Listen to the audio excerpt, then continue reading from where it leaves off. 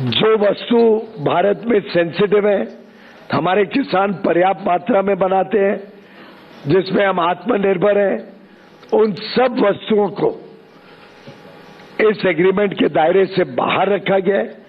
उसमें भारत ने कोई छूट नहीं दी है।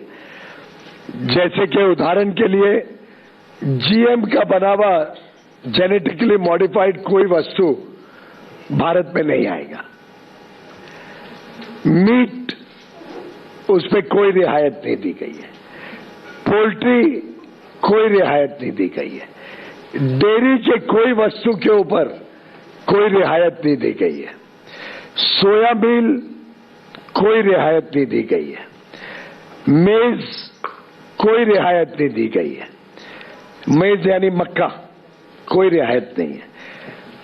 चावल, गेहूं, चीनी, सीरियल्स, ये कोई रियायत नहीं दी गई है। मिलेट जैसे ज्वार, बाजरा, रागी, कोडो, अमरनाथ, इस पर कोई रियायत नहीं दी गई है। फल जो भारत में पर्याप्त मात्रा में बनते हैं, जैसे केला, बनाना, स्ट्रॉबेरी, चेरीज, सिट्रस फ्रूट, उस पर कोई रियायत नहीं दी गई है। ग्रीन पी, काबुली चना, मूंग, कोई रियायत नहीं दी गई है।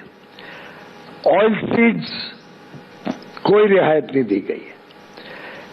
कुछ एनिमल फीड के प्रोडक्ट्स हैं, ग्राउंडनट्स, हनी, मॉल्ट और मॉल्ट से बना हुआ सामान, non alcoholic beverages, flower and meals, starch, essential oils, ethanol जो बड़े पैमाने में भारत में बन रहा है, और टोबैको जो हमारा एक प्रकार से निर्यात होता है बड़े रूप में। इन सभी वस्तुओं पे किसी प्रकार की रियायत इस एग्रीमेंट के द्वारा नहीं दी गई है। और इसीलिए मैं डंके की चोट पर कह सकता हूं